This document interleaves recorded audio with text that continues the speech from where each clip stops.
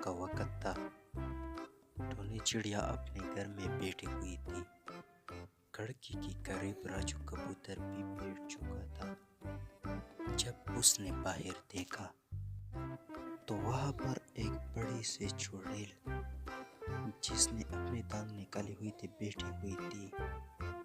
پھر جیسے ہی صبح ہوئی تو سیما اور چونٹی کبوتر بھی اپنے گھر کے باہر بیٹھی ہوئی تھی۔ دونوں نے آپس میں کہا کہ ہم یہاں سے جائیں گے کیونکہ اس جنگل میں ایک عجیب چڑیل کا سایہ ہے۔ وہ کسی کو بھی زندہ نہیں چھوڑتی اور سب کو مار ڈالتی ہے، پھر اپنے گھر میں لے جاتی ہے اور اسے ایک بڑی سی کڑاہی میں پکا لیتی ہے اور مزے سے کھا لیتی ہے۔ یہ بات سن کر سیمی کبوتر بھی ڈر گئی اور اس نے بھی کہا کہ چلو ہم یہ جنگل چھوڑ کر یہاں سے چلے جاتے ہیں۔ دونوں نے کہا کہ ٹھیک ہے، ہم جنگل کو چھوڑیں گے اور کسی اور جنگل میں جائیں گے جہاں پر آسانی سے ہمیں پانی اور کھانا بھی ملے گا اور وہاں پر ہمیں ایک خوبصورت گھر بھی بنائیں گے۔ تو دونوں وہاں سے چلے گئے۔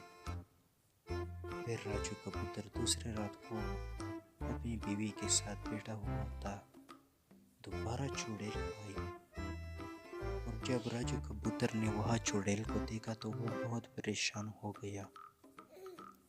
اس نے کہا کہ یہ کیا مصیبت ہے۔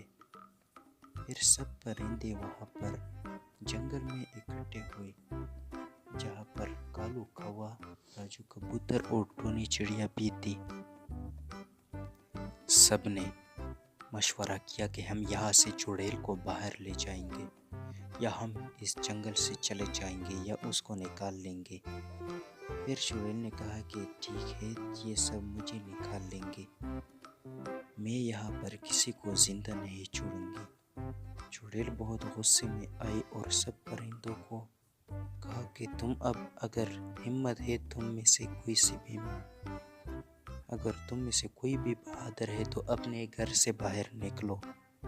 چڑیل نے گشت لگایا، کوئی نہیں نکلا۔ پھر راجو کبوتر، کالو کوا اور ٹونی چڑیا پھر سے باتیں کرنے لگی اور کہنے لگی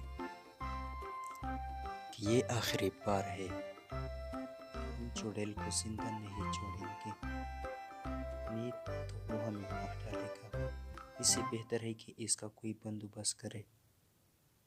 پھر جیسے ہی وہ سب گھروں میں چلے جاتے ہیں تو دوبارہ ایک ایک گھر کے باہر چڑیل جاتی ہے اور دیکھتی ہے کہ کون باہر رہ چکا ہے کہ اسے پکڑے، کیونکہ چڑیل ان لوگوں کو پکڑتا تھا جو گھر میں نہیں جاتا تھا۔ پھر سیمی چڑیا اور ٹونی چڑیا اپنے گھر کے باہر سے دوبارہ نکلے۔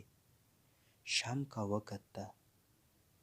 دونوں بہت پریشان تھے کہ اب کیا ہوگا، کیونکہ یہ جنگل بہت دور تھا اور یہ دونوں خوراک ڈھونڈنے کے لیے آئے تھے۔ اب پہنچنے میں بھی 2 گھنٹے لگتے تھے اور شام کو جہاں پر چڑیل تھی اور چڑیل نکلنے کا جو ٹائم تھا وہاں پر 20 منٹ باقی تھے۔ تو دونوں نے مشورہ کیا کہ ہم تو اب نہیں جا سکتے، کیونکہ اگر ہم جاتے ہیں تو وہ ہمیں راستے میں پکڑ لے گی۔ دونوں بہت ڈر رہی تھی لیکن انہوں نے ہمت نہیں ہاری۔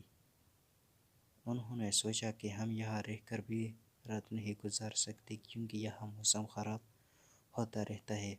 پھر دونوں نے مشورہ کیا کہ ہم واپس جائیں گے اور ضرور جائیں گے۔